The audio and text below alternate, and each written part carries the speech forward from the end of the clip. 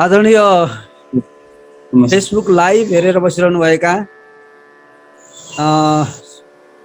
काव्य मनहरू, त्यसै गरी युट्युब च्यानल शैक्षिक दर्पणको लाइभमा यस कार्यक्रमलाई हेरिरहनुभएका आदरणीय साहित्य अनुरागी महानुभावहरू, हामीले विगतका दिनहरूमा जस्तै आज पनि एउटा विशेष कार्यक्रम लिएर यहाँहरू समक्ष उपस्थित भएका छौँ र म कार्यक्रम प्रस्तुता तेजेन्द्र प्रसाद भुषाल यहाँ समक्ष प्रस्तुत भएको छु।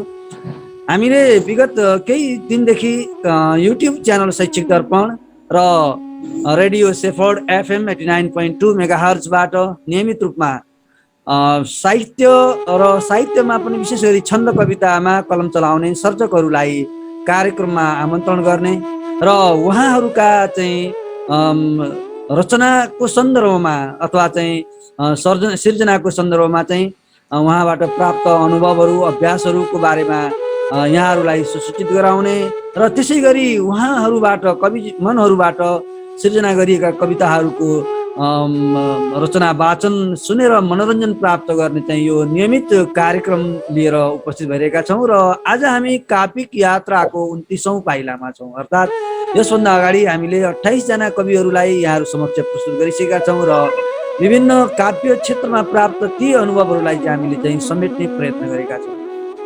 हामीले यो कार्यक्रमका मुख्य 3वटा उद्देश्यहरू राखेका छौँ।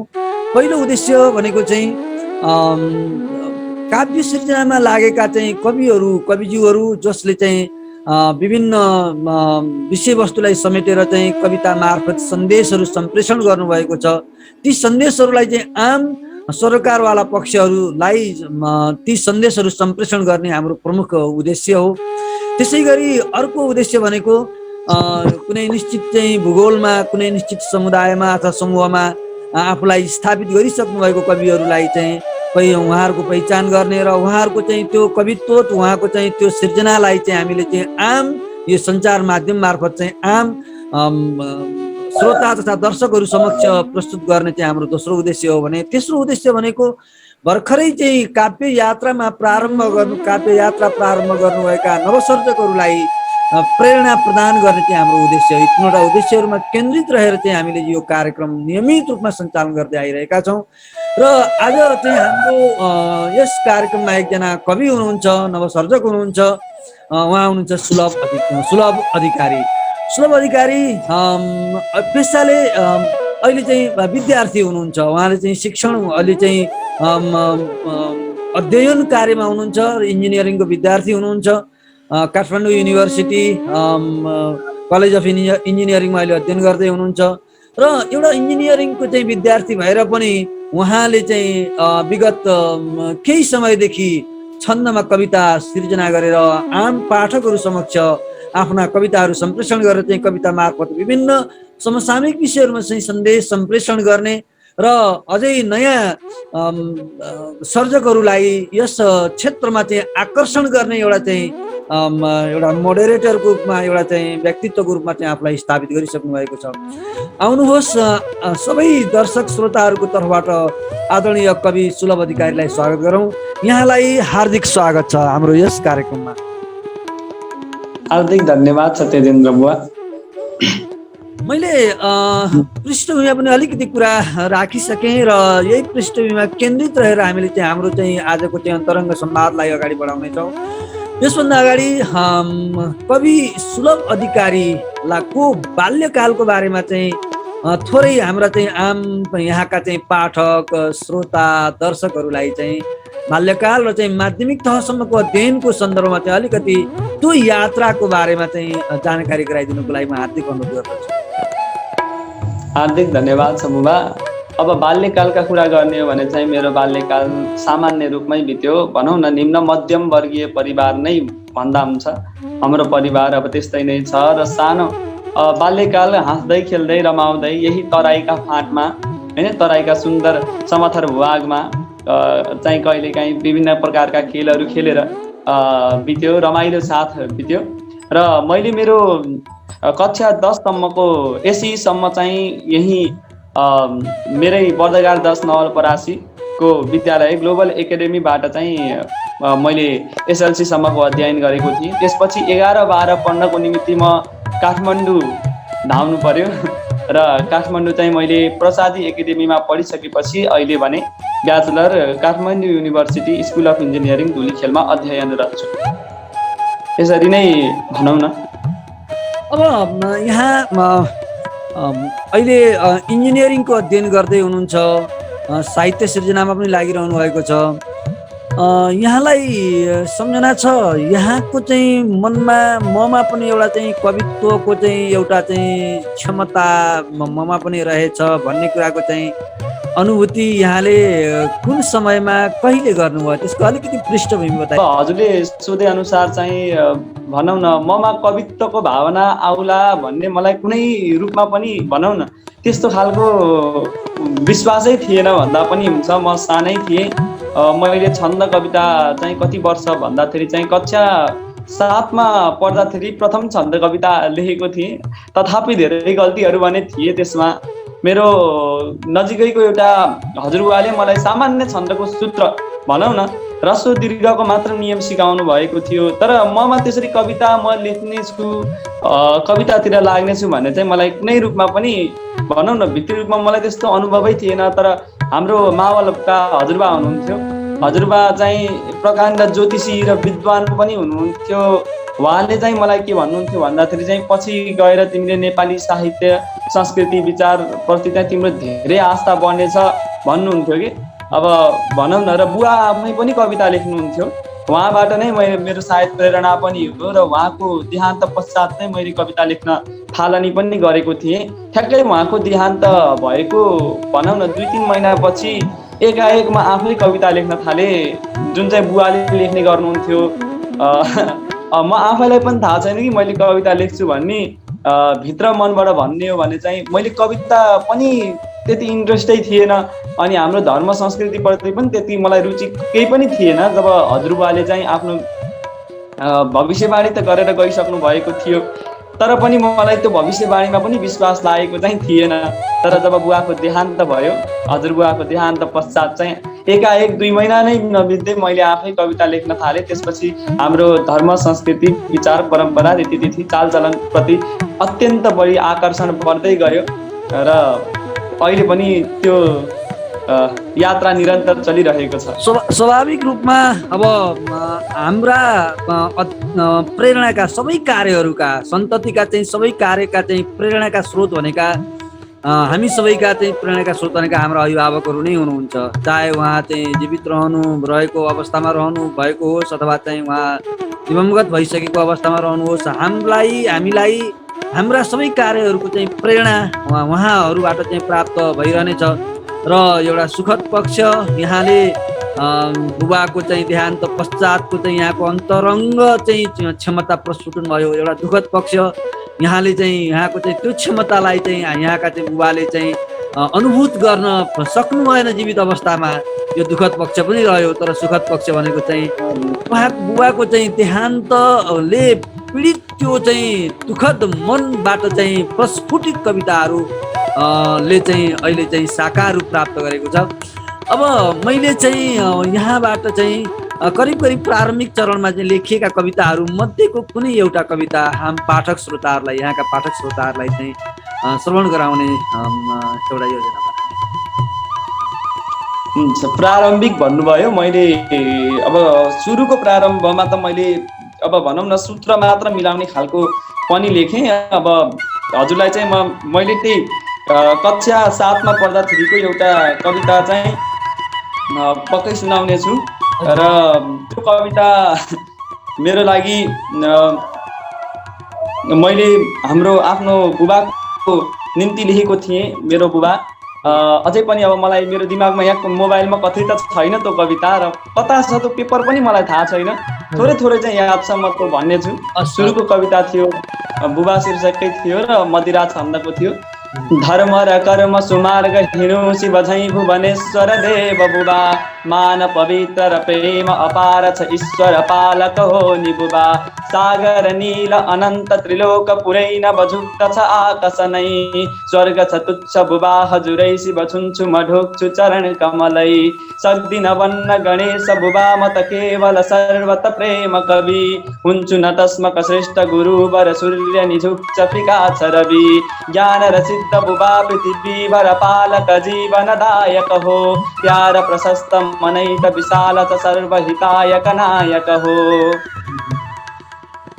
र मेरो अलि सम्झना पनि छ बिच बिचमा मैले बिर्सिन्छु पनि त्यो कविता कतै त्यो पेपर भएको भए पनि हुन्थ्यो जस्तो लाग्छ त्यो पेपर चाहिँ कता पर्यो होइन मैले त्यसमा चाहिँ 12 श्लोक लेखेको थिएँ अहिले बिर्सिसकेको छु मैले स्वाभाविक रूपमा यहाँले आफ्नो अन्तर मनबाट चाहिँ सृजना गरिएको चाहिँ त्यो जुन कविता यहाँले हामीलाई श्रवण गराउनु भयो त्यो यहाँसँग चाहिँ हार्ड कपी नभए पनि सफ्ट कपी यहाँसँग चाहिँ अन्तर मनमा चाहिँ सेभ भएर बसेको छ र यो नै यहाँको चाहिँ काव्य यात्राको चाहिँ प्रारम्भिक चाहिँ पाइलो माइलस्टोन मान्न सकिन्छ भनौँ न त्यही भन्दा पनि हुन्छ सुरुवात चाहिँ त्यहीबाट नै भयो त्यसरी नै गयो अनि त्यही मैले त्यसमा चाहिँ धेरै कुराहरू लेखेको थिएँ अब मैले म फेरि भन्छु हजुर हजुर हस् ल म त्यसलाई फेरि सुरु गर्छु फेरि सम्झेँ ज्ञान र सिद्ध बुबा पृथ्वी भर पालक जीवनदायक हो प्यार प्रशस्त मनैत विशाल छ सर्वहितायक नायक हो सृष्टि र दृष्टि बुबा इतिहास निगाउँछ त्याग समर्पण नै नैतिक दर्शन कर्म परायण बा शिशुको पथ दर्पण नै जीवन मृत्युसँगै यमराजले हिँड्नु भयो परमात्मा झैँ काम भनेर विदेश गए पर भस्म घसेर महेश्वर झैँ सन्ततिको सुखमा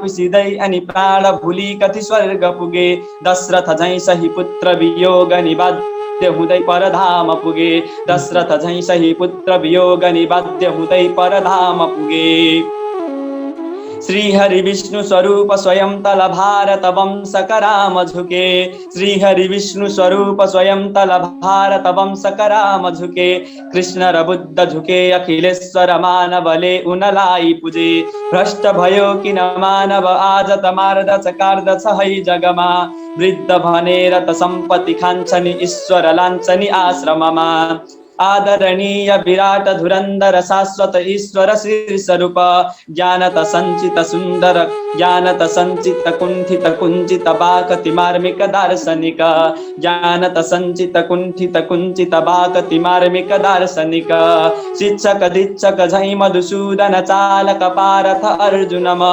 मस्तक मालिक दीप प्रकाशक बासत सत्यमणि परम मस्तक मालिक दीप प्रकाशक बासत सत्यमणि परमा हार्दिक धन्यवाद छ हजुरलाई आहा पक्कै पनि यहाँले जुन कविता प्रारम्भिक चरणमा रचना गर्नुभयो अहिले पनि यहाँ कण्ठस्थ त्यो चाहिँ कक्षा 7 मा पढेको अर्थात् 5-7 वर्ष अगाडि चाहिँ सिर्जना गरेको 7 कक्षामा सिर्जना गरेको यो कविता यसमा हामीले चाहिँ के चाहिँ मूल्याङ्कन एउटा चाहिँ हुन त म त्यति धेरै चाहिँ समीक्षा गर्ने चाहिँ हैसियतको सामर्थ्य त राख्दिनँ तर यहाँको चाहिँ कक्षा 7 को चाहिँ यो कविता भनेर चाहिँ हामीले चाहिँ सामाजिक सञ्जालमा सम्प्रेषण गर्यौँ भने यसलाई पत्यारो मान्ने चाहिँ मान्छे धेरै कम होलान् भन्ने लाग्छ वास्तवमा यहाँको चाहिँ पूज्य पिताज्यूको चाहिँ आशीर्वाद यहाँले चाहिँ यो कविताबाट चाहिँ जुन प्राप्त गर्नुभएको छ आगामी दिनहरूमा बुबाको महात्म्यबाट प्रारम्भ गर्नुभएको यो यात्राले अन्तत यहाँलाई चाहिँ एउटा स्थापित हाँसु कविको रूपमा चाहिँ यहाँलाई चाहिँ पहिचान गराउने छ त्यो चाहिँ म शुभभाव यहाँको चाहिँ यो कविता श्रवण गरिसकेपछि म व्यक्त गर्न चाहन्छु र अब चाहिँ अर्को एउटा चाहिँ सानो जिज्ञासा यहाँलाई मैले के राखेँ भने यहाँ विद्यार्थी हुनुहुन्छ कविता चाहिँ पनि सृजना गर्नु भएको छ अध्ययन र सृजनाको समयको व्यवस्थापन र समायोजन कसरी गरिरहनु भएको छ हजुर यस्तो हुँदो रहेछ अब समय भन्ने हो भने त समय अब मिल्दै नमिल्ने पनि हुन्छ अब आफै मिलाउने जस्तो रहेछ कि यो कुरो चाहिँ अब पढाइ त छँदैछ, त्यसलाई अब हामीले नकार्न सकिँदैन। त्यसलाई चट्टै छोडेर लेख्न पनि निकै गाह्रो हुन्छ। अब कहिलेकाहीँ चाहिँ मैले राति 10 बजेपछि सबै भनौँ न विद्यालयका गृह कार्य र प्रोजेक्ट एसाइनमेन्टहरू गरिसकेपछि चाहिँ कहिलेकाहीँ लेखेर राख्ने गरेको थिएँ। त्यही हो, नत्र भने प्रायः जसो समयले एकदम भनौँ न अब समयमा चाहिँ पेलिनु पर्ने अवस्था नै छ। र तर पनि कहिलेकाहीँ चाहिँ आफ्नो मनले एकाएक कविता आफै बनाउँदो रहेछ र समय चाहिँ मैले कहिलेकाहीँ भनौँ न अब लेखेर भ्याइसकेपछि र कहिले अब अहिले त मोबाइलको जमाना पनि छ, कतै कतै डुल्न जाँदाखेरि साथीभाइहरूसँग घुम्न जाँदाखेरि कुराकानी अब लामो कुराकानी गरिरहेको बेलामा चाहिँ म मोबाइल लिएर कविता कोरेर पनि बस्ने गरेको हुन्छु होइन। अब उहाँहरू चाहिँ गफ गर्नुहुन्छ, त्यस्तो पनि त्यसरी पनि समय चाहिँ निक्लँदो रहेछ, निकाल्ने हो भने चाहिँ। कहिलेकाहीँ चाहिँ साथीसँग कुराकानी गर्दा गर्दै पनि कविता सिर्जना गर्नुहुन्छ। हजुर हजुर। हो समयको चाहिँ यहाँ यादै चापमा हुनुहुन्छ। अध्ययनलाई चाहिँ अहिलेको चाहिँ सृजना भन्दा पनि अध्ययन मुख्य चाहिँ प्राथमिकतामा यहाँको छ। किनकि मैले पनि किन के अनुभूति गरेको छु, अगाडि समयदेखि यहाँसँग मैले चाहिँ समय माग गरिरहँदा यहाँको चाहिँ व्यस्ततालाई जुन मैले चाहिँ अनुभूति गरेँ, त्यो व्यस्तताले गर्दा पक्कै पनि यहाँको चाहिँ काव्य क्षेत्र त चाहिँ यहाँलाई आफूलाई चाहिँ स्थापित गरिसक्नु भएको छ यो उमेरमै।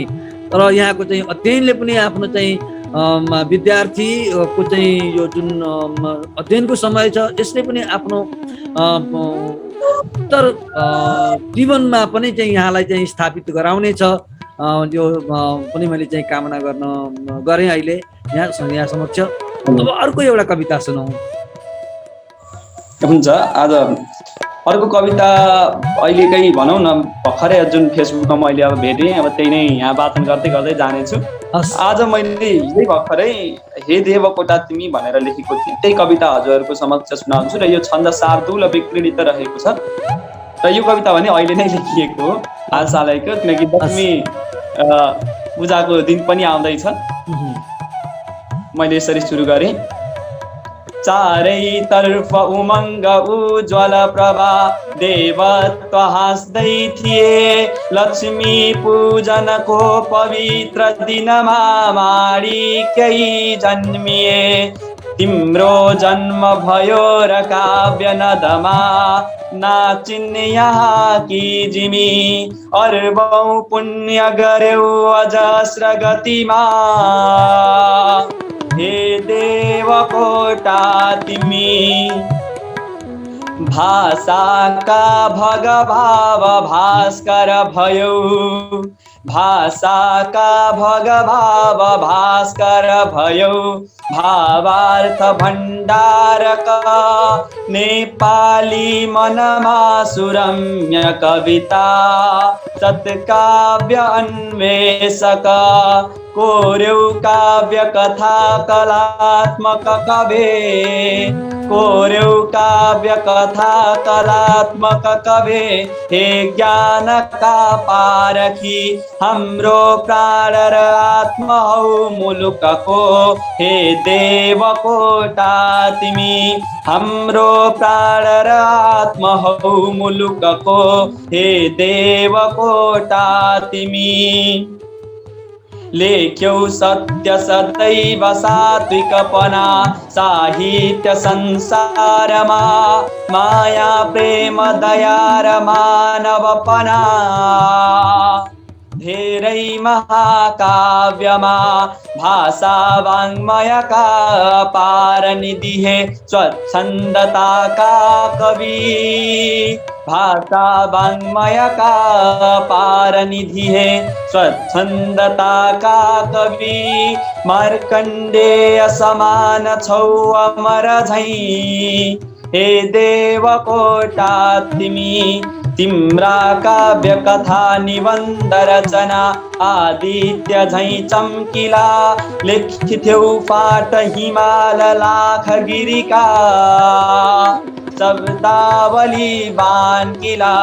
लेख्यौ फाट हिमाल लाख गिरिका शब्दावली बाङ्किला मोती झिक्न समुद्र मन्थन गर्यौ हे काव्यका सारिणी हीरा स्वर्ण अमूल्य हैमगिरिका हे देवकोटा तिमी। अन्तिम श्लोक रहेको छ साँच्चै व्यास समान काव्य पथका आभा बन्यौ निर्मल हाम्रै श्वास बनेर सत्य रथका तारा बन्यौ उज्ज्वल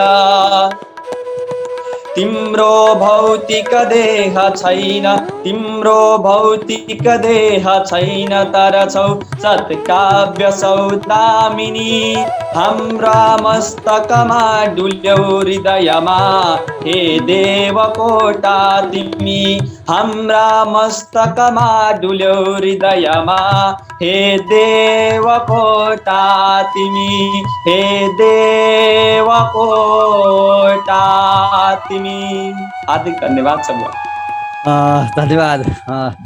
सुमधुर स्वरमा भर्खरै अब आउँदै गरेको देवकोटा जयन्ती जो नेपाली काव्य साधकका सबै काव्य साधकका प्रेरणाका स्रोत हुनुहुन्छ उहाँको चाहिँ उहाँप्रति समर्पित हामीले यो कविता सुन्यौँ। अब मैले अर्को एउटा जिज्ञासा के राख्न खोजेँ भने यहाँ इन्जिनियरिङको विद्यार्थी हुनुहुन्छ हामीले प्रायः जसो चाहिँ हाम्रो मनमा आम दर्शक श्रोता पाठकहरू जसले कविता रुचाउनुहुन्छ तर कविता सिर्जना गर्नुहुन्न आम श्रोता दर्शक पाठकहरूको मनमा के हुन्छ भने जसले कविता कोर्छ जसले कविता गाउँछ छन्दमा त्यो चाहिँ कवि भनेको चाहिँ संस्कृत अथवा नेपालीको चाहिँ विद्यार्थी वा शिक्षक अथवा चाहिँ पाठक हुनुपर्छ भन्ने चाहिँ आम दर्शक श्रोताहरूको जसले कविता रच्नुहुन्न सृजना गर्नु तर मन पराउनुहुन्छ उहाँहरूको चाहिँ त्यो सोचाइ रहन्छ अर्थात् नेपाली भाषा संस्कृत भाषा नै अध्ययन गर्नुपर्छ कविता सृजना गर्नको लागि भन्ने सोचाइ रहन्छ।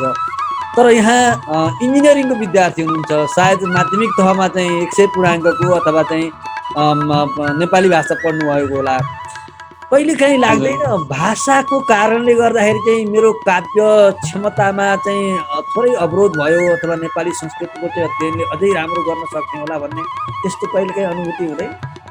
एकदम हजुरले एकदम सत्य भन्नुभयो। मलाई चाहिँ संस्कृत पढ्ने एकदम तीव्र इच्छा नै थियो। अब हाम्रो के भयो भन्दाखेरि पढ्न पनि विद्यालय चाहिँ अब भनौँ न 63 भन्दा अगाडि नै 61 तिर अब म त त्यतिखेर भर्खर अब भनौँ न नर्सरी एलकेजीतिरै थिएँ होला। त्यतिखेर पढ्दाखेरि चाहिँ अब त्यहाँनिर चाहिँ कक्षा 1 देखि संस्कृत पढाइ हुन्थ्यो। अब के भयो भन्दाखेरि माओवादीको अब जुन आन्दोलन भयो अब 10 वर्षको जनयुद्ध त्यसपछि चाहिँ विद्यालय एकदम भनौँ न जताततै अब संस्कृत हटाउने जुन अभियान चल्यो त्यसै कारणले ठ्याक्कै जब म चाहिँ 1 कक्षामा पुगेँ तब चाहिँ संस्कृतलाई अब हटाउनु पर्ने विद्यालयलाई बाध्यता पर्न जान गयो र मैले संस्कृत अध्ययन गर्नै पाइनँ। अब इच्छा चाहिँ थियो अब संस्कृत हटाइसकेपछि फेरि अब पढ्नै पनि पाइएन र यो भनौँ न हाम्रो क्षेत्रका सबै ठाउँका विद्यालयहरूले संस्कृतलाई बन्द गरिदिनु भयो जसका कारणले चाहिँ हामी संस्कृत शिक्षाबाट पनि वञ्चित हुन पर्यो। र हजुरले भनेको एउटा कुरा अझ कति सत्य हो भनेदेखि नेपाली भाषा भनेको संस्कृत त अब सम्पूर्ण संसारका सम्पूर्ण भाषाहरूको जननी नै भइहाल्ने संस्कृत भाषा भनेको अब 102 अरब भन्दा बढी शब्द भएको त्यति धनी भाषा भनेको संस्कृत भाषा हो जुनलाई चाहिँ हामीले भनेर पनि भन्न सकिन्न होला संस्कृत त्यति धनी छ हैन। अब त्यही पनि कहिलेकाहीँ चाहिँ लाग्छ कि संस्कृत पढ्न पाएको भए चाहिँ मेरो भाषा भनौँ न शब्दहरू चाहिँ अझै मैले राम्ररी र धेरै लेख्न सक्थेँ कि भन्ने जसो आभास पनि हुन्छ। र म आफैले पनि चाहिँ मेहनत गरिरहेको छु संस्कृत अध्ययन गरिरहेको छु भनौँ न आफै अब जति स्रोत मिल्छ साधन मिल्छ अब नेटबाट हुन्छ कि कताबाट हुन्छ कतै अब हाम्रा हजुरबाहरूबाट हुन्छ कि मामाहरूबाट हुन्छ कि कसैसँगबाट सकेसम्म थोरै भए पनि जानकारी भने संस्कृतको लिन खोज्दछु। र श्रीमद् भागवत गीता लगायतका ग्रन्थहरू अब पढ्न त पढेको छैन संस्कृत अब अर्थ चाहिँ थाहा छैन तर पनि भनौँ न त्यो चाहिँ एक तर्फले भन्दा चाहिँ पढ्न चाहिँ मन लाग्छ र संस्कृत पढेको भए चाहिँ अझ राम्रो हुन्थ्यो भन्ने कुरा चाहिँ मेरो मनमा खेलिरहेको हुन्छ। हस्, अब अर्को एउटा कविता सुनौ। हजुर हुन्छ। मैले चाहिँ अर्को कविता अब यहाँ चाहिँ आउँछ फेसबुकमा त्यही नै सुनाउनु पर्ने हुन्छ। हस् हस्, हुन्छ। फेरि शार्दुल विक्रीडित छन्दकै शार्दुल विक्रीडित छन्दकै आएको छ, किनकि शार्दुल विक्रीडित भनेको अब भनौँ न लोक छन्द नै भइसकेको छ। धेरै अझ अब 50% भन्दा धेरै कविता त शार्दुलमै हुने गरेका छन्। अब कविताको शीर्षक छ सबै धर्म समान भन्ने। र यो चाहिँ मैले श्रीमद् भगवत गीता र वेदको प्रभावमा लेखेको थिएँ। श्रीमद् भगवत गीता अध्याय 5 श्लोक 18 मा भनिएको छ, विद्या विनय सम्पन्ने ब्राह्मणे गविहस्तिनि सुनि चैव स्वपाके च पण्डिता समदर्शिन। हैन, अर्थात् विद्या विनय सम्पन्न युक्त ब्राह्मण व्यक्तिले मात्र मोक्ष प्राप्त गर्न सक्छ, जसले न त गाई न हात्ती न कुकुर न चाण्डाल सबैलाई समान दृष्टिले देख्दछ, समान व्यवहार गर्दछ भनेर श्री भगवान वाच भगवानले भन्नुभएको थियो। र वेदमा पनि एकम सद्विप्र बहुधा वदन्ति भनेर सत्य एक हो तर त्यसलाई प्राप्त गर्ने बाटाहरू विभिन्न छन् भन्ने भाव पनि प्रकट भएको थियो। र त्यही भावलाई लिएर यहाँ लेखिएको छ कि गीतामा प्रभुले बराबर किरा पक्षी तथा मानव निष्ठायो सब भन्नुहुन्छ जगमा भर्नु सदा अर्जुन। हात्ती गौ कुकुरै जनावर सबै जो राक्षस सद्भावना चण्डाल समान बाहुन बुझे होला कृपा सर्वदा। चारै वर्ण समान भागवतमा झन् लेखिए तापनि। अध्याय 4 श्लोकमा लेखिएको छ, चातुर्वर्ण्यम मया सृष्टम गुण कर्म विभाग छ। अर्थात् चारै वर्ण समान भागवतमा झन् लेखिए तापनि देख्दै देखिन सत्य मानव लडे जातीय खाल्टा खनी। हिंसाति व्यभिचार भेद नगरे भन्दै हिँडे बुद्धले झन् मङ्गोल र आर्य शाक्य खलले रच्दै गए लोभले। पढ्दा पूज्य बुझे कुरान भरमा सुन्नी सिया भेटिन। सुन्नी मित्र सिया भनी मनुजति बोल्ने कतै देखिन। यीशुमा किल व्यक्ति ठोकिरहँदा भन्थे अहो ईश्वर माफी दे निजमा त दण्ड नदिए से इष्ट सर्वेश्वर। भर्दै भेद नवीन बाइबल नै रच्दै गए मानव काला गौर जपेर कृष्ण सदियौं लड्ने बने दानव।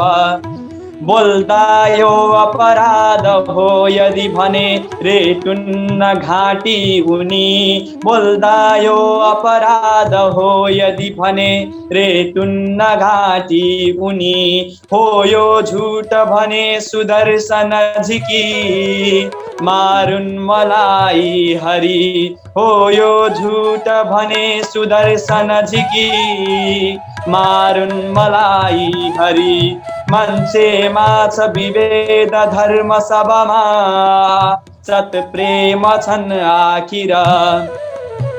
पाखण्डी जननी चरावरहरू बुझ्थे कहाँ धर्म र। हाम्रो धर्म सदैव मानवपना कोर्ने बनोस् विश्वमा। हाम्रो धर्म सदैव मानवपना कोर्ने बनोस् विश्वमा। एकै सत्य अनेक छन् पथहरू पढ्दा बुझे वेदमा। एकम सद्विप्रा बहुधा वदन्ति। एकै सत्य अनेक छन् पथहरू पढ्दा बुझे वेदमा। पढ्दा बुझे वेदमा। हार्दिक धन्यवाद छ बुबा। वास्तवमा अधिकांश कविहरूको कविताको विषयवस्तु हाम्रा शास्त्रहरू पुराण र उपनिषदहरूबाट प्राप्त भएका हुन्छन्। हामीले प्रारम्भिक चरणमा पहिलो पुस्ताका अहिले जीवित पहिलो पुस्ताका चाहिँ कविहरूका चाहिँ काव्य सृजनाहरू चाहिँ अध्ययन गऱ्यौँ भने ती सम्पूर्ण चाहिँ काव्य सृजनाका चाहिँ विषयवस्तुका स्रोत भनेका पुराणहरू नै छन्। यहाँले पनि एउटा पुराणको एउटा चाहिँ नवसर्जकको रूपमा पनि पुराणलाई चाहिँ आफ्नो कथाको आफ्नो चाहिँ कविताको चाहिँ जुन विषयवस्तु रोज्नुभयो, त्यसले पक्कै पनि हाम्रो धार्मिक आस्था, संस्कृति, परम्परा, सामाजिक मूल्य मान्यतालाई अझै पनि यसले चाहिँ प्रवर्धन गर्नेछ। त्यो अपेक्षा आम समुदायले, आम श्रोता पाठकहरूले गर्न सक्छ। अब मैले अर्को एउटा जिज्ञासा यहाँ समक्ष के राखेँ भने जस्तै यहाँ पारिवारिक पृष्ठभूमि पनि काव्यमय नै थियो। यहाँको चाहिँ पूर्ववत भनाइअनुसार चाहिँ पारिवारिक पृष्ठभूमि काव्यमय थियो। यहाँले पिताजीको आशीर्वाद निरन्तर प्राप्त गरिरहनु भएको छ। यहाँको चाहिँ मावलीतर्फको चाहिँ पनि जुन काव्यतर्फको चाहिँ झुकाव छ त्यसले पनि यहाँलाई चाहिँ प्रेरणा प्राप्त भइरहेकै छ। पारिवारिक पृष्ठभूमिमा चाहिँ यहाँले काव्य सृजनामा प्राप्त गर्नुभएका चाहिँ प्रेरणाका स्रोत ती पुस्तकहरू हुन सक्छन्, ती व्यक्तित्वहरू हुन सक्छन्, ती सर्जकहरू हुन सक्छन्। केलाई चाहिँ आफूले चाहिँ प्रेरणाको स्रोत मानिरहनु भएको छ? मेरो यहाँनिर अलिक खराब पनि छ। हजुरले भन्नुभयो कि कुनै पुस्तकहरू भन्नु पर्दाखेरि चाहिँ बाहिरी भन्दा पनि मलाई चाहिँ घर भनौँ न आफ्नै पारिवारिक पृष्ठभूमिबाट नै धेरै सहयोग प्राप्त भयो, धार्मिक क्षेत्रमा पनि, सांस्कृतिक क्षेत्रमा पनि र कलात्मक क्षेत्रमा पनि। किनकि हाम्रा मावलका सबैजना चाहिँ धर्म, संस्कृति, विचार र दर्शनमा धेरै अध्ययन गर्नुहुन्थ्यो र अहिले पनि गर्नुहुन्छ उहाँहरू। र उहाँहरूबाट नै मैले चाहिँ अब वेद थोरै पाठ गर्ने भन्नाले वेदलाई छुन चाहिँ मैले छुने अवसर, सौभाग्य चाहिँ मैले प्राप्त गरेँ। अब अहिले चाहिँ मैले कति धेरै कविहरू देख्छु, कविताहरू पढिरहेको हुन्छु, उहाँहरू चाहिँ नबुझिकन चाहिँ के गर्नुहुन्छ भन्दाखेरि वेदको ठ्याक्कै हुन्छ नि जातीयतालाई निकालेर, संकीर्णतालाई निकालेर चाहिँ हाम्रो शास्त्र गलत हो भनेर उपव्याख्या गरिराख्नुहुन्छ। तर मलाई चाहिँ एक कस्तो लाग्छ भन्दाखेरि कि त्यस्तो गर्दा गर्दा पनि सायद उहाँहरूले त्यसको भावलाई नबुझ्नु भएको हो कि जसो पनि अनुभव चाहिँ हुन्छ होइन। अब आफ्नो विचार पनि हो। र बाहिरी क्षेत्रको कुरा गर्दाखेरि चाहिँ अब मेरा शिक्षकहरू भनौँ न, मलाई ज्ञान दिने विद्यालयका शिक्षकहरू, नेपाली विषयका विशेष गरी शिक्षकहरू, र मेरो बुबा स्वयं पनि नेपाली विषयको शिक्षक हुनुहुन्छ र मेरा गुरुवरहरू पनि हुनुहुन्छ। विशेष गरी मलाई चाहिँ काव्य क्षेत्रमा अझ बढी प्रेरणा दिने भनेको हाम्रा द्रुत सर्जक अंशु कवि। विशेष गरी अब भन्नुपर्दा चाहिँ काव्य क्षेत्रका कुरा गर्दा मलाई बाहिर रूपमा चाहिँ अब मेरो त गुरु नै मानेको छु मैले। मलाई धेरैभन्दा धेरै सहयोग चाहिँ आदरणीय छन्द कवि कविवर कृष्णशरण उपाध्याय पौडेलजीले चाहिँ मलाई धेरै नै सहयोग गर्नुभयो होइन। कहिलेकाहीँ मेरो त अब भनौँ न गल्ती गर्दाखेरि एक प्रकारले सोद्धाखेरि पनि उहाँले मलाई कहिल्यै पनि गर्नु भएन कि भन्नाले उत्तर दिइहाल्नुहुन्थ्यो, बाबु यहाँ तिम्रो गल्ती छ भनेर। एउटा मार्गदर्शन पनि मलाई प्राप्त भयो उहाँबाट। र त्यस्तै गरेर अन्य कविवर सर्जकहरू पनि हुनुहुन्छ सामाजिक सञ्जाल भनौँ न अहिले। र उहाँहरू धेरैजनाबाट पनि मलाई चाहिँ अब कहिलेकाहीँ गल्तीहरू हुँदाखेरि, कुनै खराबी हुँदाखेरि चाहिँ मलाई धेरै नै मार्गदर्शन प्राप्त भयो। र उहाँहरू पनि मेरो सर्वश्रेष्ठ भनौँ न एक प्रकारले पथ प्रदर्शक पनि हुनुहुन्छ र मलाई सिकाउने, गल्ती गर्दाखेरि बताउने, भन्ने चाहिँ गुरु पनि हुनुहुन्छ उहाँहरू। स्वाभाविक रूपमा चाहिँ अब यहाँ धेरै चाहिँ सर्जक, अग्रज सर्जकहरूबाट चाहिँ दीक्षित हुनुहुन्छ। अब नाम लिँदा कसैको नाम छुट्न सक्छ र चाहिँ फेरि अब केही अन्यथा पनि हुनसक्छ। त्यसकारण पनि यहाँले चाहिँ त्यो जुन आफ्नो प्रेरणाका स्रोतहरू छन्, समग्र प्रेरणाका स्रोतहरू सुनिएको छ नि? हजुर हजुर सुनिएको छ। प्रेरणाका स्रोतहरू चाहिँ अब अर्को चाहिँ ग्रन्थहरू यहाँले पक्कै पनि एउटा विद्यार्थीको हिसाबले आफ्नो पाठ्यक्रममा उल्लेख गरिएका विषयवस्तुभन्दा बाहेक एउटा सर्जकको हिसाबले पनि विभिन्न काव्य जुन काव्यहरू, महाकाव्य, खण्डकाव्य वा कविताका चाहिँ ग्रन्थहरू चाहिँ अध्ययन गर्नुभएको छ होला। त्यो चाहिँ चाहे सांस्कृतिक धार्मिक ग्रन्थहरू हुन सक्छन् अथवा चाहिँ अहिलेको चाहिँ आधुनिक चाहिँ युगमा चाहिँ छापिएका नव समसामयिक विषयवस्तुमा चाहिँ छापिएका चाहिँ काव्यहरू हुन सक्छन्। अब यी काव्यहरूको चाहिँ अध्ययन बाट यहाँले चाहिँ पक्कै पनि कविता सृजना गर्ने चाहिँ एउटा चाहिँ स्रोत, ज्ञानको स्रोत, सिपको स्रोत प्राप्त गर्नुभएको छ। अहिले काव्यलाई, कवितालाई चाहिँ मन पराउने असल श्रोता वा दर्शक, तर काव्य सृजना कविता सुन्दाखेरि चाहिँ लेखौँ लेखौँ लाग्ने, तर लेख्न चाहिँ कलम नचलाइसक्नुभएका, मनमा चाहिँ लेख्नको लागि प्रेरणा चाहिँ जागिरहेका ती नव चाहिँ सर्जकहरू भनौँ, उहाँहरूलाई यहाँको चाहिँ सुझावहरू के हुन सक्छन् अध्ययनको सन्दर्भमा, काव्य अध्ययनको? हजुर, अध्ययनको सम्बन्धका कुरा गर्दाखेरि चाहिँ अध्ययन त अब हाम्रो धेरै कुराहरूबाट पनि हामीले दिन सकिन्छ होइन। अब भनौँ न विभिन्न अध्ययनका स्रोतहरू छन्, साधनहरू छन्, हामीले त्यसको भरपुर प्रयोग गर्न सकिन्छ। अब जस्तै भनौँ न काव्य क्षेत्रका कुरा गर्ने हो भने अब त्यही हो, वेद पुराणहरू पनि अध्ययन गर्नु। अब म चाहिँ नवसर्जकहरू अब जो हुनुहुन्छ, म पनि अब त्यति भन्न योग्य र सुझाव दिन योग्य व्यक्ति चाहिँ म आफैलाई ठान्दिनँ, किनकि म स्वयं पनि लेख्दै अघि बढ्दै छु र विभिन्न गुरुहरूको भनौँ न, अब होम गुरु हुनुहुन्छ कृष्णशरण उपाध्याय पौडेलजी हुनुहुन्छ, रमेश खकुरेल हुनुहुन्छ, उहाँबाट मैले पनि मार्गदर्शन प्राप्त गर्दै गर्दै सिक्दै गल्ती हुँदाखेरि जानकारी प्राप्त गर्दै नै लेख्ने गरेको छु। र अब स्रोतका कुरा गर्नुभयो, स्रोतका कुरा गर्दाखेरि चाहिँ अब अहिले त यत्रो सञ्जाल नै छ, हामीले स्रोत खोज्ने हो भने त जहाँबाट पनि प्राप्त गर्न सकिन्छ। अब हामीलाई अब भनौँ न अहिले चाहिँ मसँग यहाँनिर अब श्रीमद् भगवत गीता पनि छ, हेर्नु कि हामीलाई यो चाहिँदैन पनि। अहिलेको जमाना यति सजिलो भएको छ कि किताब हामीले किनिराख्नु नै पर्दैन होइन। नेटमा नै सबै जानकारीहरू हुन्छन्, सबै इन्फर्मेसनहरू हुन्छन्, हामीले यो PDF डाउनलोड गरेर पढ्न पनि सकिन्छ। त्यसरी नै ज्ञान प्राप्त गर्ने शाकुन्तल महाकाव्य पनि मैले नेटमा भेटेको थिएँ। यस्तै गरेर विभिन्न सर्जकहरूका किताबहरूबाट, धार्मिक पुस्तकहरूबाट, ठुला मान्यजनहरूको कुराहरूबाट, समाजको आदर्शहरूबाट, प्रकृतिबाट, खोला नालाबाट, शैलका कुराहरूबाट यसरी नै हामीले चाहिँ शब्दहरू सङ्कलन गर्दै, भावनाहरू सङ्कलन गर्दै, विचार र आदर्शहरू सङ्कलन गर्दै चाहिँ अगाडि बढ्न सकिन्छ जस्तो लाग्छ।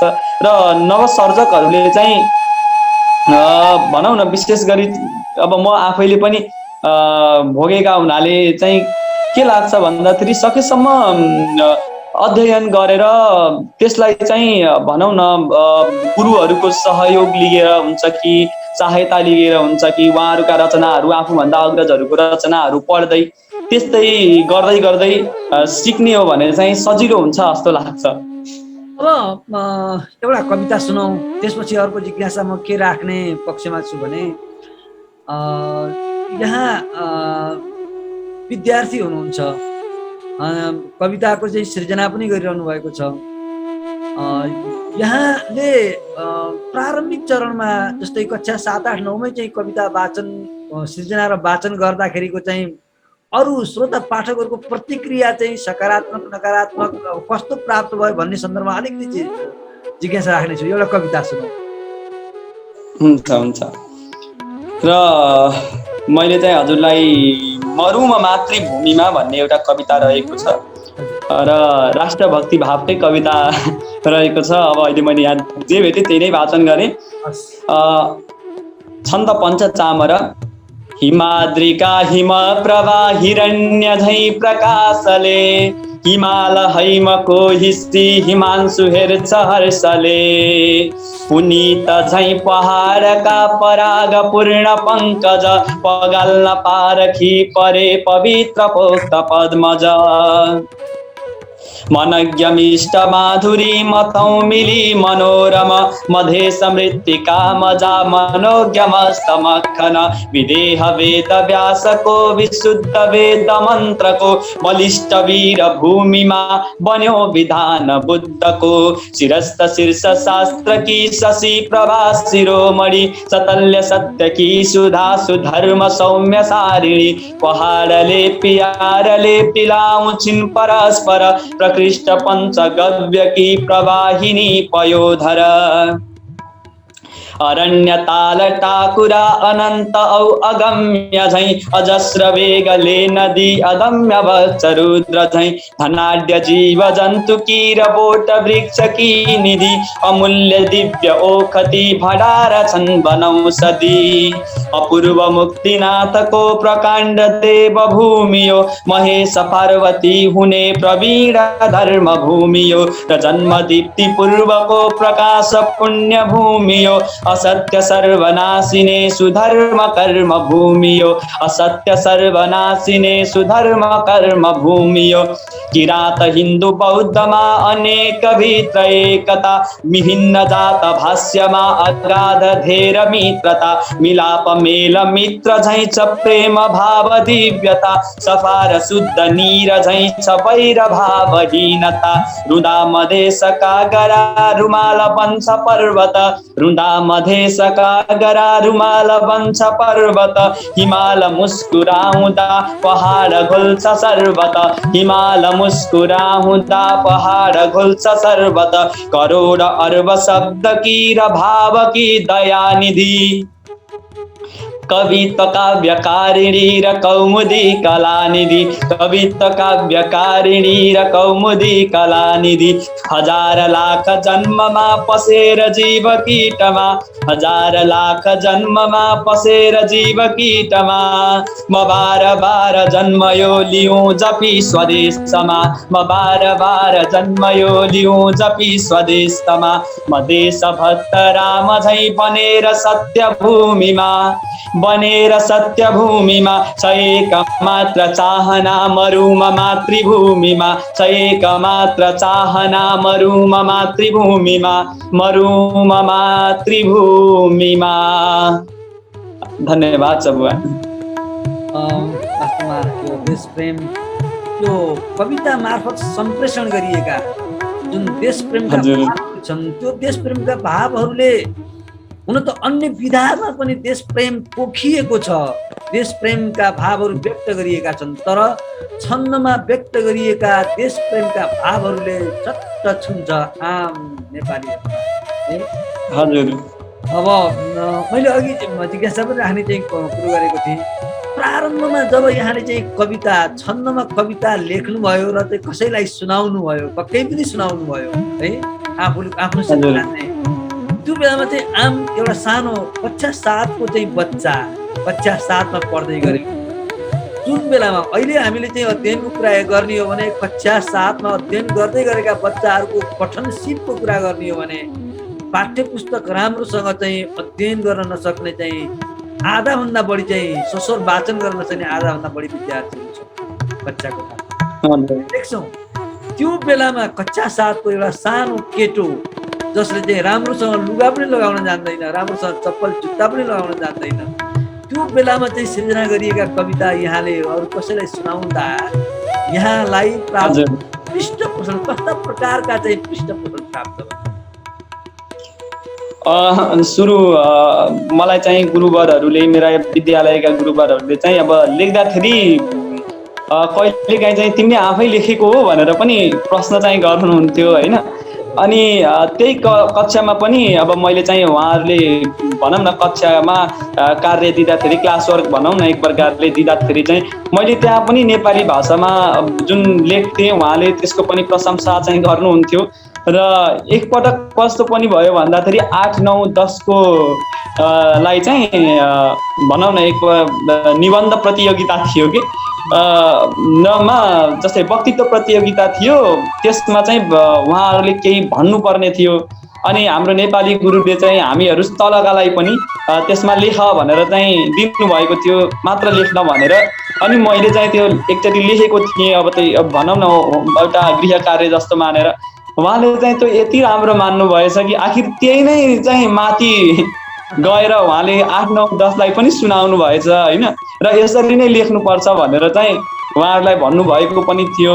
त्यही भएर त्यस्तो नमान्ने भन्ने चाहिँ थिएन। उहाँले चाहिँ मलाई सहयोग पनि गर्नुहुन्थ्यो। कविता प्रतियोगिता मैले विद्यालयमा पनि 8मा 9मा 10मा कविता प्रतियोगितामा प्रथम नै स्थान हासिल गरेको थिएँ र माथि पनि गएर मैले निबन्ध प्रतियोगिताहरूमा पनि भनौँ न विजय नै हासिल गरेँ एक प्रकारले।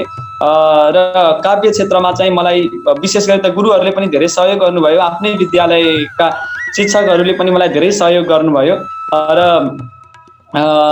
आफ्ना साथीहरूले पनि भनौँ न सबैले चाहिँ एक प्रकारको सकारात्मक वातावरण चाहिँ विद्यालयदेखि नै थियो भन्दा हुन्छ। यो कुच्चीले के लेख्या होला, के लेख्छ होला भन्ने खालको चाहिँ त्यस्तो चाहिँ नकारात्मक प्रेरणा पनि दुई प्रकारका हुन्छन्। एउटा सकारात्मक प्रेरणा, एउटा नकारात्मक प्रेरणा। त्यस्तो नकारात्मक खालको प्रेरणा चाहिँ प्रारम्भदेखि नै प्राप्त गर्ने चाहिँ त्यस्तो चाहिँ अवस्था आएन। आएन हजुर, त्यस्तो अवस्था आएन। बरु कहिलेकाहीँ चाहिँ के हुन्थ्यो भन्दाखेरि चाहिँ मैले लेख्थेँ अनि मैले लेखेको त्यो चाहिँ अर्कैलाई अब हुन्छ नि अरूलाई नै पढ्न लगाएर चाहिँ उनलाई विजय गराउने चाहिँ षड्यन्त्र चाहिँ भयो भनौँ न। अब एक प्रकारले अब मलाई थाहा नै हुन्थेन, फेरि अब मैले लेखेको भन्ने त अब मलाई त थाहा हुँदैन। उहाँहरूले चाहिँ त्यो अब कुनै कम्पिटिसन हुँदाखेरि चाहिँ अर्कै विद्यालयका अर्कै उसले चाहिँ अब लिएर जाने, अब पढ्ने भनेर लैजान्थ्यो, मैले दिन्थेँ। उहाँहरूले नै वाचन गरिदिने। अब कार्यक्रममा एकचोटि त जुध्यो पनि, त्यस्तो पनि भएको थियो होइन, त्यस्तो पनि छ। यी राम्रा चाहिँ हाम्रा चाहिँ लेसनहरू, यी पाठहरू, यी अभ्यस्त हाम्रा अनुभवहरू हुन्। यी अनुभूतिहरू चाहिँ हाम्रो काव्य यात्रामा यहाँले जुन अहिले अनुभूति सुनाउनु भयो, त्यो अनुभूति भनेको चाहिँ यहाँको काव्य यात्रामा सायद अविस्मरणीय रहनेछन् र यो पनि एउटा प्रेरणाको स्रोत नै हो।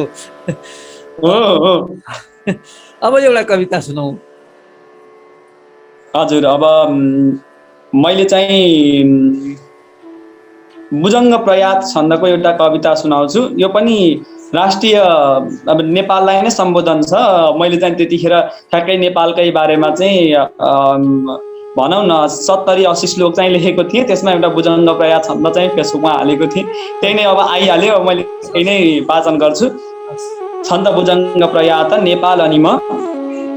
हिमाली पहाडी मधेसी गरामा समाधुर्य मीठो सुधा कन्दरामा भरू प्रेम धारा हिँडु चेतनामा मने पाल लेखी मरु यो धरामा तिमी ज्ञान गङ्गा जिमी दिव्य तारा र सौदामिनी झैं हिसी काव्य धारा म झुट्टा नबोल्ने बनु राम नामी तिमी शब्द मेरी भए मातृभूमि तिमी शब्द मेरी भए मातृभूमि सबैले कबेसी घुमु पाटबारी यहाँ सिर्जनाले भरू ती भकारी स्वदेशी नदीमा डुबुल्की लगाऊ यही मृत्तिकामा म खेली रमाऊ यही मृत्तिकामा म खेली रमाऊ म हाँसु हँसाऊ भजु राष्ट्रगान रुँदा देश मेरो गरौँ प्राणदान म मर्दा चिताको जलेको खरानी बनोस् सन्दनी वीरताको निशानी सबैमा सधैँ प्रेम खोजेर नाच्छु म काव्यास्त्रले दोष मारेर बाँच्छु दुराचार त्यागी म बाटो बनाऊ म नेपाल लेख्दै र जप्दै रमाऊ म नेपाल लेख्दै र जप्दै रमाऊ र जप्दै रमाऊ। हार्दिक धन्यवाद छ। यहाँले विभिन्न कविताका चाहिँ विभिन्न रसहरू, विभिन्न छन्दहरू मध्ये अधिकांश यहाँले पूर्ववत भनिसक्नु भएको छ। सार्वजनिक विक्रीडित छन्द आवाज सुनिएको छ नि? हजुर छ। सार्वजनिक विक्रीडित छन्दमा चाहिँ यहाँले कविता सिर्जना, अधिकांश कविता सिर्जना गर्नुभएको छ भनेर चाहिँ पहिले भनिसक्नु भएको छ। अनि हजुर धेरै जसो चाहिँ अब राष्ट्रभक्तिपूर्ण कविताहरू चाहिँ हामीले सुन्यौँ। यहाँका चाहिँ एकदमै विभिन्न अब रसहरू मध्ये श्रृङ्गार रस अथवा भक्ति रस अथवा चाहिँ अन्य विभिन्न रसहरू को चाहिँ विविधता पनि पक्कै होला यहाँका कविताहरूमा।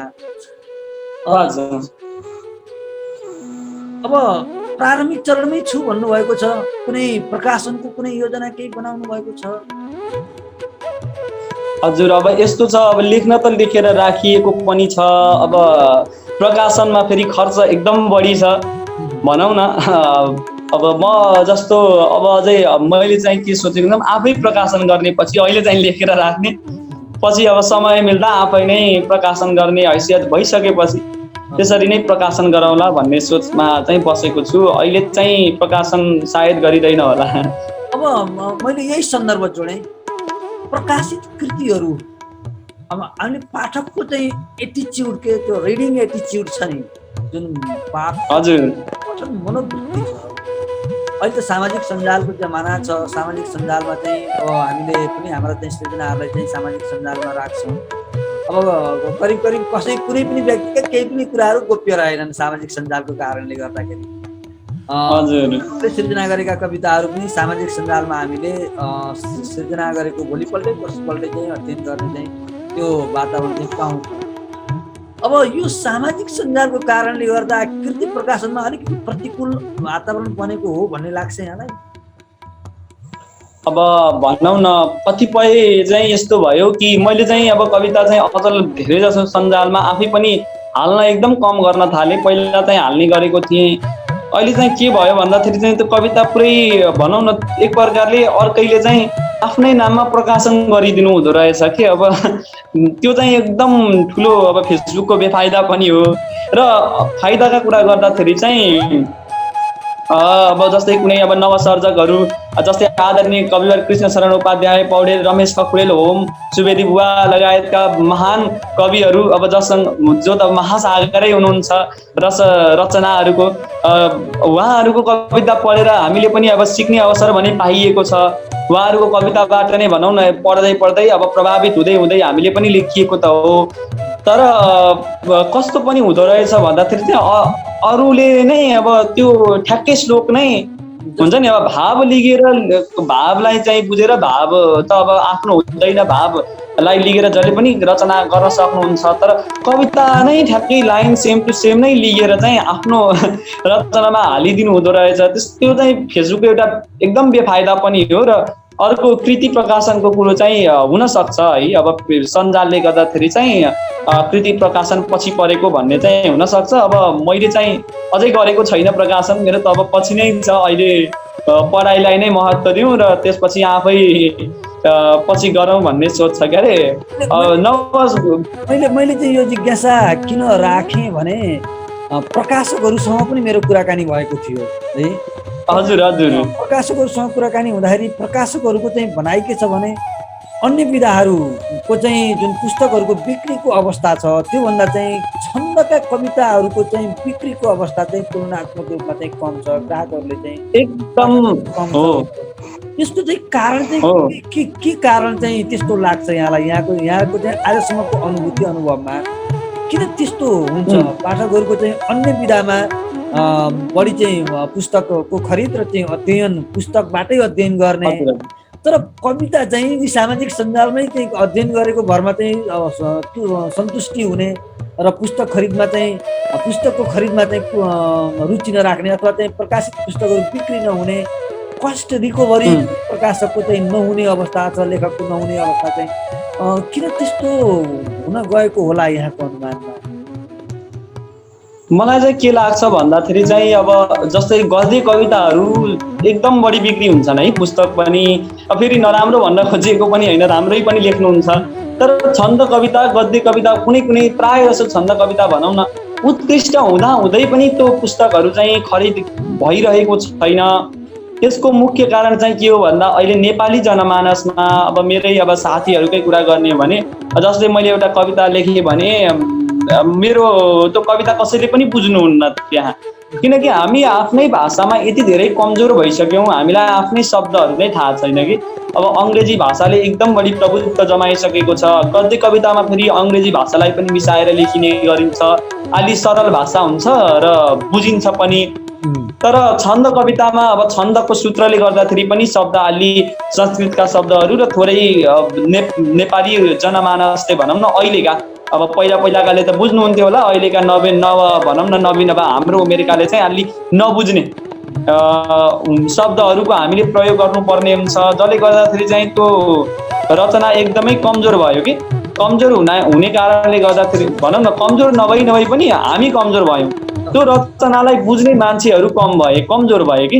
रचनाको त्यो कविताको भावलाई, त्यो दर्शनलाई, त्यो विचारलाई, आदर्शलाई बुझ्न नसक्नाले पनि सायद छन्द कविहरूलाई वा छन्द कविको रचना पछि परेको हो। र अर्को कारण के हो भन्दाखेरि चाहिँ पहिला चाहिँ अब राजाका पालामा के हुन्थ्यो भन्दाखेरि साहित्यकारहरूलाई झिकी बोलाउने चलन थियो। तर अहिले चाहिँ अलि साहित्यकारहरूलाई अलि पछि पारिएको हो कि भन्ने अलि अनुमान पनि हुन थालेको छ साहित्य जगतमा। चाहिँ हाम्रा स्रष्टाहरू हुन्छ नि, सर्जकहरू, गुरुवरहरूका कुरा सुन्दा चाहिँ मलाई त्यस्तो लाग्छ। हुन पनि हो।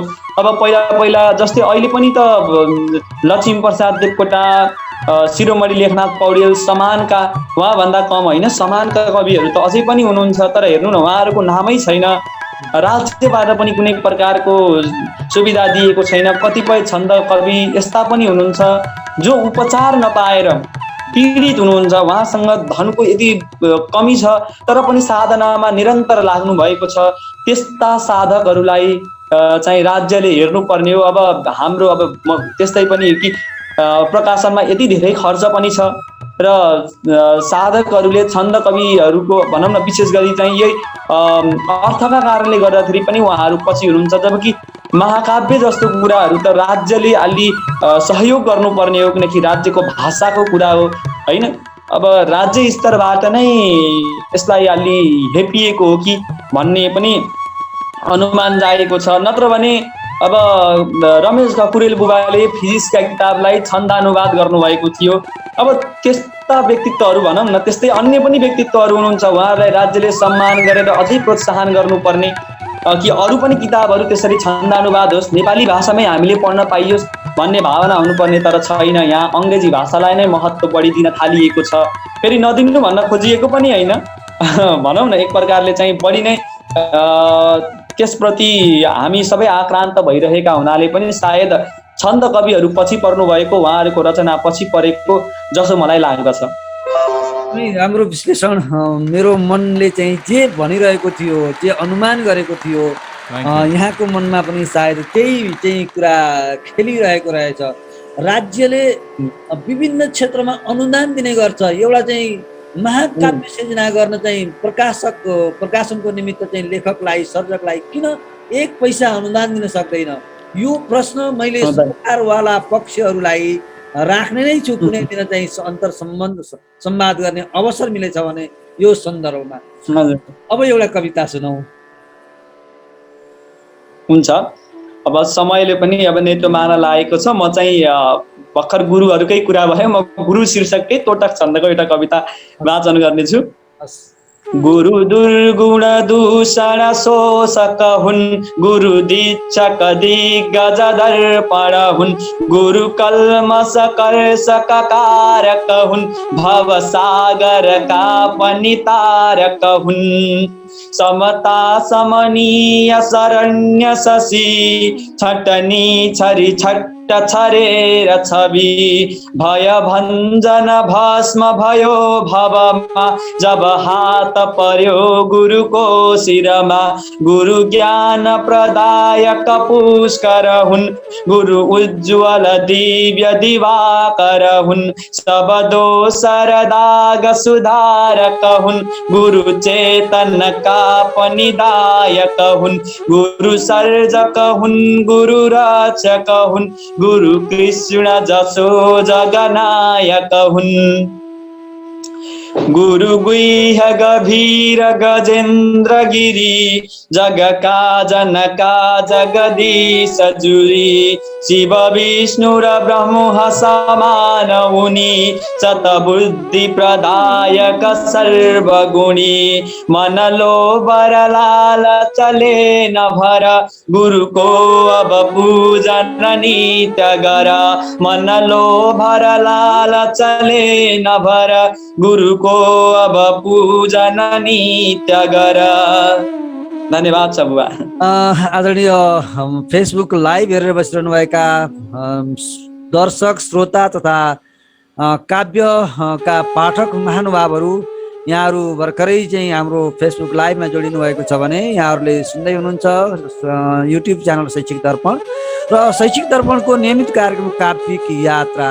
यो यात्रा निरन्तर जारी छ र आजको चाहिँ पाइला यात्राको पाइला 29औं पाइलामा चाहिँ हुनुहुन्छ कवि सुलभ अधिकारी। हामीले उहाँको चाहिँ सृजना वाचन श्रवण गरिरहेका छौँ र काव्य सृजनाको क्रममा चाहिँ प्राप्त अनुभव र अभ्यासहरूको चाहिँ बारेमा पनि अन्तरङ्ग कुराकानी गर्दैछौँ। हामी कार्यक्रमको अन्त्यमा पनि आइसकेका छौँ। हामी अझै एउटा कविता चाहिँ सुन्नेछौँ र अन्त्यमा यहाँको चाहिँ यो काव्य यात्राले सफलता प्राप्त गरोस्, यहाँका सन्देशहरू आम पाठक समक्ष ग्रहणीय छन् र अझै ग्रहणीय हुनेछन्। मैले एउटा जिज्ञासा राख्न खोज्दै थिएँ यहाँ समक्ष। यहाँले अहिले कविता वाचन कविता सृजना गर्दै हुनुहुन्छ। यहाँको चाहिँ कविता सृजना गर्ने क्रममा चाहिँ यहाँको मनमा अन्तरङ्गमा कुन चाहिँ विषयवस्तुले बढी हिट गर्छ कविता सृजनामा? विभिन्न विषयवस्तुहरू, विभिन्न परिस्थितिहरू, परिघटनाहरूले पक्कै प्रेरित गर्छ। त्यसमध्ये पनि किन एउटा वातावरण, कविता सृजना गर्नको निम्ति एउटा चाहिँ निश्चित मानसिक वातावरणको आवश्यकता पर्दछ, विषयवस्तु चाहिन्छ। कुन चाहिँ विषयले, कुन चाहिँ परिस्थितिले, कुन चाहिँ परिघटनाले यहाँलाई कविता सृजना गर्नको लागि चाहिँ यहाँको चाहिँ मनलाई चाहिँ प्रेरित गर्छ? हजुर, समाजमा भएको भनौँ न कुनै विकृतिहरू देख्दाखेरि चाहिँ अलि नराम्रो लाग्छ र त्यसलाई पनि कहिलेकाहीँ भावमा उतार्ने गरिन्छ। अब जस्तै मैले एउटा पहिला लेखेको थिएँ कि हामी कहाँ ब्राह्मण भनेर, होइन, जसमा चाहिँ अब हामीलाई यहाँ ब्राह्मण भनिएको छ तर हामी ब्राह्मण भन्न योग्य नै छैनौँ, होइन। त्यस्तै गरेर अर्को विषय रहेको छ, सबभन्दा बढी चाहिँ मलाई मनमा छुने भनेको चाहिँ राष्ट्र प्रेम, देशभक्ति भाव नै हो। त्यो बाहेक अरू चाहिँ अरूले पनि छुन्छन् भनौँ, तर राष्ट्रभक्ति भावले, राष्ट्र प्रेमले चाहिँ अत्यन्त बढी मलाई छुने गरेको छ। र सायद आदरणीय राष्ट्रकवि अब माधव घिमिरेज्यू को कविताहरूले पनि मलाई अत्यन्त प्रेरणा दिने गर्दछ र उहाँ पनि राष्ट्रभक्ति भावका कवि पनि हुनुहुन्छ। र त्यस्तै भनौँ न, राष्ट्र प्रेम रसको कविता, देश प्रेम रसको कविताले चाहिँ अत्यन्त बढी छुने गरेको छ। आज एउटा श्रृङ्गार रसको कविता सुन्न पाइन्छ यहाँको सृजनामा कुनै? यहाँ छनौटमा भर्खरै अलि छ भने हामीले श्रृङ्गार रस सुन्न अहिलेसम्म खासै राष्ट्रभक्तिका भावहरू चाहिँ सुन्यौँ। मलाई त्यो इच्छा लाग्यो। श्रृङ्गार रस युवा हुनुहुन्छ, पक्कै पनि यो उमेरमा उत्पन्न हुने भावहरूलाई, प्रेमपूर्ण भावहरूलाई चाहिँ समेटिएर सृजना गरेको एउटा कविता सुन्नु। एउटा श्रृङ्गार रसकै कविता भनौँ या प्रेम रसको कविता भनौँ, अब यहाँनिर जुन आयो मैले त्यही वाचन गर्छु। डुबेर प्रेम जालमा भन्ने छ कि मुसुक्क मुस्कुराउँदै लजाउँदा तिमी किन म दङ्ग पर्छु के भयो भुलेछु रात यादिन लाल लाल ओठमा नसालु आँखाका छवि नहान तिर बेसरी बहन्छ प्रेममा कवि गतेर 12 साल नै हुँदैन सम्झना कसो तिमी म साथको घडी छ याद मात्र के भयो समीप आउँदा तिमी मनै तरङ्ग झैँ हुने म लट्ठ मोह जालमा परेर विश्व बिर्सने सुगन्ध फुलको जसो सुवास मगमगाउने सफा र शुद्ध छौ तिमी छुदा नि दाग लाउने मुहार चन्द्र झैँ प्रभा छ नील नेत्र झैँ परी र फर्किएर हेर्दछौ ढलाउँछौ सधैँभरि कला गला छ कोइली चिनी भरी मिठासले मतर्फ हाँस्दछौ सधैँ र बोल्दछौ पियारले र जोड साथ धड्कियो मनै अजस्र बेगमा म बोल्न सक्छु खै कसो डुबेर प्रेम जालमा कपोल हेर स्याउ झैँ रसाउँदैछ यौवन उमेर 16-17 को गरौँ बखान के भन खनेर खाडलै स्वयं खसेर चाल पाउँछु हुँदैछ धेर सम्झना हृदय यहाँ कराउँछु हुँदैछ धेर सम्झना हृदय यहाँ कराउँछु। यति नै भने अहिले राइट त्यति नै सम्झना पनि थियो। हजुर अब अन्त्यमा यहाँ धेरै पाठकहरू कमाइसक्नु भएको छ, पाठकहरूबाट प्रतिक्रिया पनि प्राप्त गरिसक्नु भएको छ। आम पाठकहरूलाई एउटा सर्जकको हिसाबले के अनुरोध, के सन्देश, के आग्रह गर्नु? अब आम पाठक, अब म पनि एक प्रकारको पाठक नै भन्छु आफूलाई चाहिँ, विशेष केही पनि छैन म भित्र, किनकि म त अझै लेख्दैछु। मेरो त प्रारम्भिक भन्दा पनि प्रारम्भिक चरण नै भन्न पर्छ कविता रचनाका निमित्त, र कसैलाई केही उपदेश दिन सक्ने त मेरो अझै हैसियत भएकै छैन भन्ने चाहिँ म आफैलाई पनि लाग्दछ। तर पनि अब हजुरले सोधिसक्नु भयो के अब आम पाठकहरूलाई चाहिँ म के भन्न चाहन्छु भन्दाखेरि हाम्रो भाषा यति विराट छ, नेपाली भाषा, नेपाली साहित्य हैन, र नेपाली भाषाले अहिले भन्न पर्दा 150 वर्षमा नै संस्कृत भाषामा जति महाकाव्य लेखिए त्योभन्दा धेरै महाकाव्य नेपाली भाषामा लेखिसकेको छ। नेपाली भाषाले संस्कृत भाषाको इतिहासलाई पनि उछिनेर अझै अगाडि बढिसकेको छ। महाकाव्यहरू यति धेरै भइसकेका छन् र संसारमा यदि कुनै पनि त्यस्तो भाषा छ जहाँ छन्द, संस्कृतका सम्पूर्ण छन्दहरूलाई प्रयोग गर्न मिल्छ भने त्यो हाम्रो नेपाली भाषा नै हो हैन। र हिन्दीमा पनि मिल्छ तर अत्यन्त गाह्रो छ, कठिन छ। त्यही भएर पनि नेपाली भाषा विशिष्ट छ। यो भाषा संस्कृतसँग पनि नजिक छ। यो भाषामा संस्कृतका सबै शब्दहरू पनि अटाउँछन्, हिन्दीका पनि शब्दहरू ल्याएर थुपार्न हामीले सक्दछौँ। यहाँ उर्दूका, फारसीका, यो यहाँ धेरै भाषाहरूको सङ्गम छ। यस्तो विराट भाषाका हामी प्रणेता हौँ, यस्तो विराट भाषा भएको देशका हामी नागरिक हौँ जहाँ स्वयं वेद व्यास जन्मिए। संस्कृतको जन्मभूमि पनि नेपाल नै हो।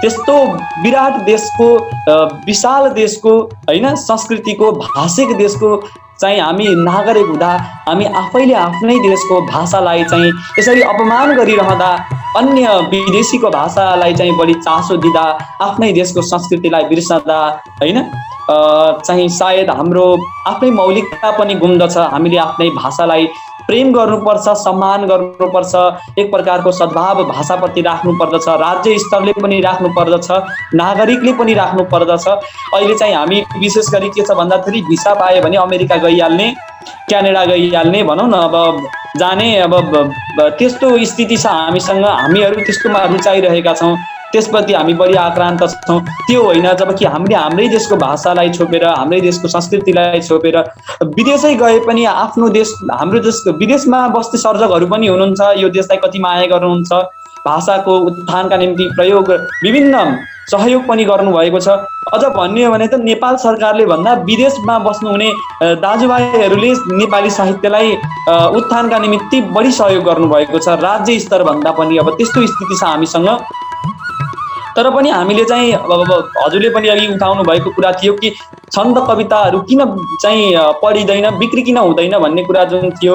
अब यो भाषामा हामी एकदम कमजोर छौँ, हामीले आफ्नो भाषालाई सुधार्न पर्यो, अघि बढाउन पर्यो र हाम्रो कोर्सहरूमा पनि हाम्रो शिक्षण पद्धतिमा पनि थोरै परिवर्तन गर्नुपर्ने, परिमार्जन गर्नुपर्ने अत्यन्त आवश्यकता छ। हामीले चाहिँ नेपाली भाषा राम्रो होइन, नेपाली भाषाको महत्त्व छैन भन्ने जस्तो भावना चाहिँ पढ्ने पाठकमा, विद्यार्थीको मनस्थितिमा, मानसिकतामा विकास गरिदिनु भएन।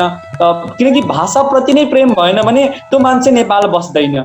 किनकि उसलाई नेपाली भाषाभन्दा अङ्ग्रेजी भाषा बढी प्रिय छ, अङ्ग्रेजी भाषा बढी आउँछ, उसलाई त्यसप्रति नजिक बढी छ भने ऊ स्वतः अमेरिकाप्रति उसको झुकाव हुनु स्वाभाविक हुन जान्छ। त्यही भएर नेपाल सरकारले, हामी सबैले होइन, एक प्रकारले भनौँ न सिभिल सोसाइटीले र सबैले चाहिँ मिलेर चाहिँ यो भाषाको उत्थानका निमित्ति विशेष गरी अब छन्द कवितामा भाषालाई एकदम महत्त्व दिइन्छ फेरि। त्यही भएर छन्द कविताको पनि उत्थानका निमित्ति हामी सबै लाग्नुपर्छ। राज्यले पनि यसमा एकदम बढी चासो दिनुपर्ने आवश्यकता छ र जनमानसले पनि चाहिँ यसमा धेरै नै चासो दिनुपर्ने आवश्यकता देख्दछु। हस्, धन्यवाद। हाम्रो निमन्त्रणलाई स्वीकार गरेर अति व्यस्त समयको बावजुद पनि हामीलाई समय दिनुभयो र काव्य यात्राको सन्दर्भमा चाहिँ आफ्ना चाहिँ महत्त्वपूर्ण अभ्यास र अनुभूतिहरू आम दर्शक श्रोता पाठकहरू माझ सेयर गरिदिनु भयो, विचारहरू सम्प्रेषण गरिदिनु भयो। त्यसको निमित्त युट्युब च्यानल शैक्षिक दर्पणको यो काव्यिक यात्राको तर्फबाट यहाँप्रति म कार्यक्रम सञ्चालकको तर्फबाट हार्दिक आभार तथा धन्यवाद ज्ञापन गर्दछु। हार्दिक धन्यवाद छ हजुरलाई, मलाई यहाँ कार्यक्रममा आएर आफ्ना भावनाहरू व्यक्त गर्ने अवसर जुन दिनुभयो त्यो मेरो लागि एउटा सौभाग्य पनि हो। र त्यसका लागि हजुरलाई धेरै धेरै यो मन हृदयबाट नै म हार्दिक धन्यवाद, आभार एवं कृतज्ञता पनि प्रकट गर्दछु। किनकि हजुर मभन्दा अग्रज हुनुहुन्छ, श्रेष्ठ हुनुहुन्छ र धेरै जानकार पनि हुनुहुन्छ मभन्दा। म त अझै भनौँ न धरातलको भनौँ न माटैमा म छु अझै, त्यस्तो लाग्दछ आफैलाई चाहिँ। हजुरहरूकै मार्गदर्शन पाएर, ज्ञान पाएर, दर्शन पाएर नै हामी अघि बढ्ने हो भन्ने चाहिँ लाग्दछ। हस्, धन्यवाद। अब हामी कार्यक्रमको अन्त्यमा छौँ र आदरणीय श्रोता, दर्शक तथा पाठक महानुभावहरू, यो श्रृङ्खलामा आज हामी कुरा गऱ्यौँ कवि सुलभ अधिकारी ज्यूसँग। अर्को श्रृङ्खलामा अरू कुनै कविज्यूलाई यहाँहरू समक्ष प्रस्तुत गर्ने र उहाँको चाहिँ कविता वाचन श्रवण गर्ने चाहिँ एउटा चाहिँ कार्यक्रम लिएर पक्कैमा आउनेछु। त्यति बेलासम्मको लागि बिदा दिनुहोस्। हस्त, नमस्कार। हजुर।